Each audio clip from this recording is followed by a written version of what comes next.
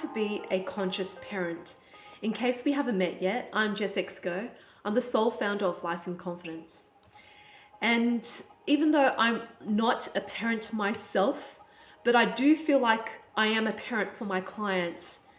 And I do feel that there is a sense of responsibility that I carry to help them in navigating their transformation from trauma. And through that experience, I am not claiming that I am a conscious parent. However, I am wanting to give you some insights about it in the way I experience parenting people through a therapeutic environment. And also what I've learned from Dr. Gabo Mate at his lecture, that he mentioned that conscious parenting isn't about giving the children what you lacked in your upbringing. It's about being there for them as a parent. And what that means is I've come across a few parents working with me one-to-one or in my workshops, and they have this need to overcompensate by giving too much to their kids.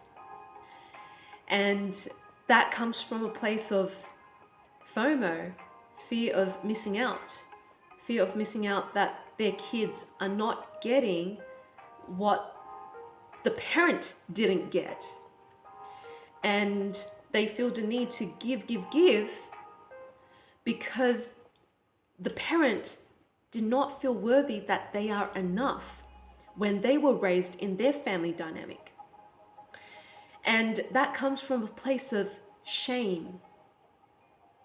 Shame that we didn't feel worthy of being loved, of being seen, of being validated, of being wanted. And we feel obligated and guilty to not do that to our children. And Dr. Gabo Mate says that we cannot form a new habit until we change the programming, because the programming is so strong, it runs us through. And so I see it quite a lot with parents who give so much to their children, but they don't give that same amount of love and attention back to themselves. And so that is not conscious parenting. But so many parents believe this is conscious parenting, but they do not have the awareness that they're running off a program. And so what I want to share with you is that what if you could look at yourself and look at the previous versions of you who felt like they were never enough, they were not loved, they were abandoned, rejected, criticized, judged. What if you could give that same amount of love back to them so you can be a real embodiment of a parent? And through that, you will create a far more healthier way of parenting your child, not just through kindness and teaching them about that sort of stuff, but through embodiment. They can see you as a healthy role model, and they can feel you energetically, that you don't feel this sense to please them, to give so much to them. They can feel your presence is coherent and not stuck in the past through shame and constantly operating from a place of guilt. That's not serving you or your children, because children are so sensitive, they can feel it. They can feel something's up with mommy or daddy. And it's really important that parents need to spend more time within themselves to parent their inner children so they too can become a better parent in a more functional, balanced, and healthy way. And that it's okay for their children to make mistakes because it's okay for you to make mistakes and the previous versions of you to make mistakes. So I really hope that can give you some insights to parenting, conscious parenting, through awareness. And if you really struggle with really spending time and attention and care and love for you and all of these tender parts of yourself, I highly recommend Ho'oponopono, which is a really great way to forgive yourself so you can integrate love and acceptance for those versions of you. So for example, we can do one now, and you can take the time now to take a seat and close down your eyes.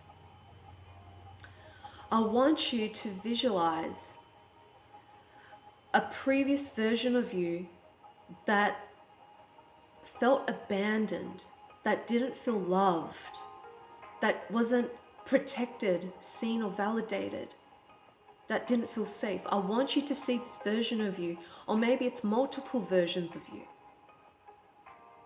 And as you see them, or just that version of you, I want you to just place your left hand over your heart and just feel into that softness as much as you can. And tuning into your heart, perhaps there's grief, loneliness, sadness, abandonment there showing up for you. And if there is, I want you to say to this version of you, I'm sorry. I'm sorry. I'm so sorry. I'm so sorry. I'm so sorry that you experienced this. I'm so sorry that I neglected you. I'm so sorry that I didn't spend time with you. I'm so sorry that I'm so harsh on you.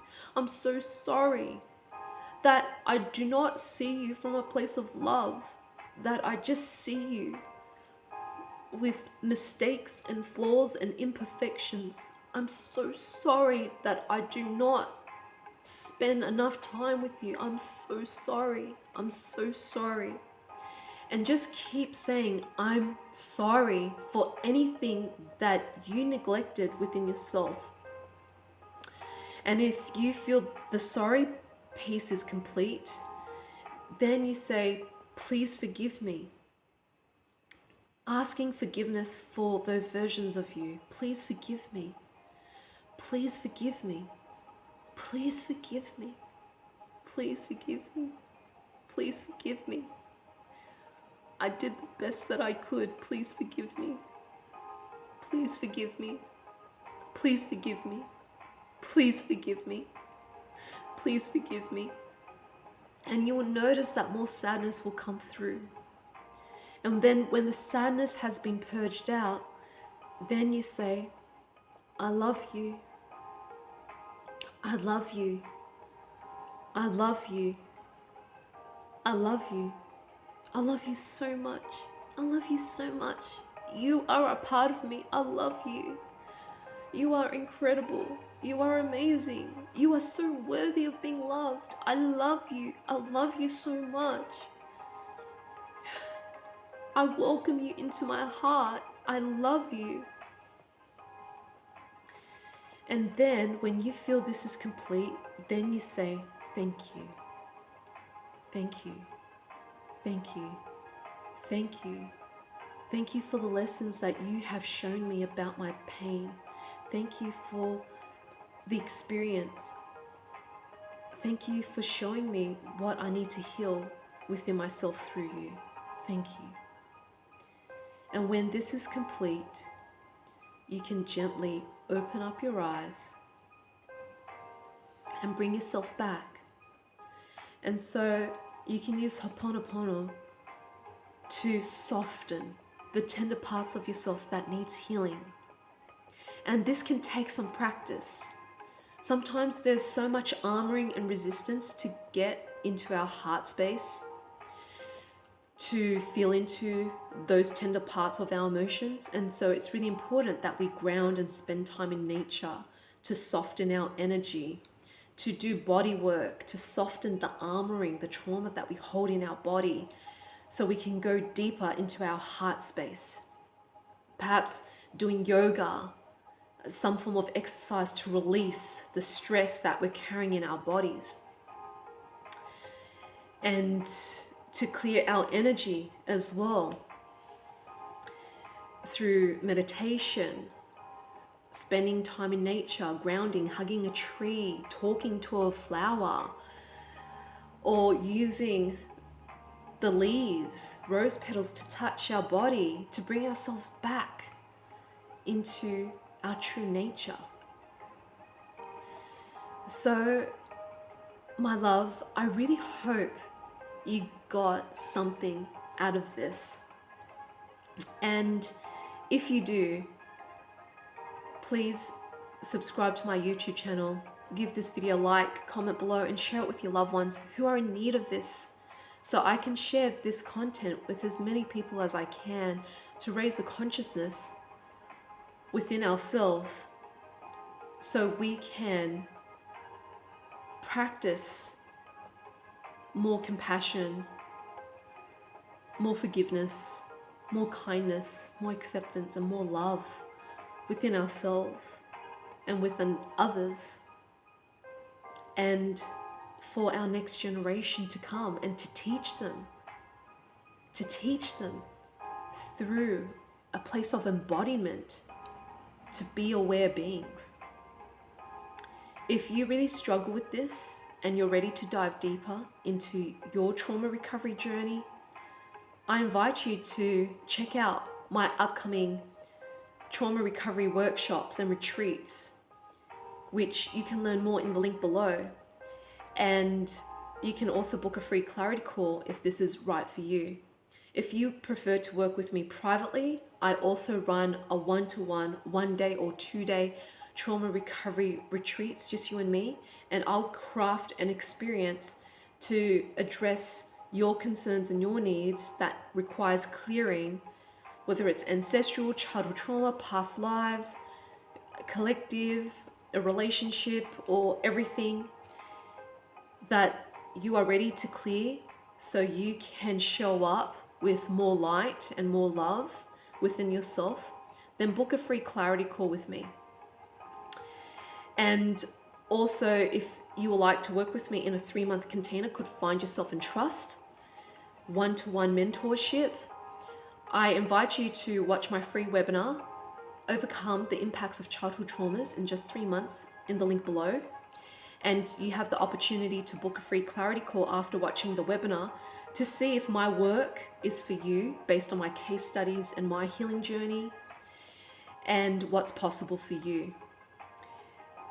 And I am also running my Spring Equinox Women's Healing Circle, Women with Womb, to bring more coherence and healing with their heart space and their womb, to flow more with their feminine, to clear up distortions with the wounded feminine, and to understand how to flow better in our spring, in the cycle that we're in, how to operate as cyclical beings, not linear beings, because we're not wired to be men, we're wired to be women, and to integrate the healing experience through a guided art therapy and a personalized reading, a message for you to move forward to flow with your feminine. Now, if you can't join me live because of the time zone difference, or you just can't make it, you have access to the replay for a month. So if you'd like to learn more or to book your spot, please click on the link below. So there you have it, my love. Being a conscious being, whether it's a conscious parent, a conscious child, a conscious teacher, facilitator, guide, or a conscious person. It comes from a place of awareness. And through awareness, we can learn how we can embody more of the lightness, more of the love and compassion and kindness within ourselves. That's how we can be conscious. It's not about, oh, because I'm on the spiritual path and I know what's going on with the matrix and stuff like that. You know, that just means you know information, but it doesn't mean you're conscious. Consciousness is embodiment. How we can perceive others and ourselves from a place of embodiment. May this message serve you, and may you continue practicing embodying unconditional love for yourself so you can radiate that unconditional love in your interactions and your relationships with others.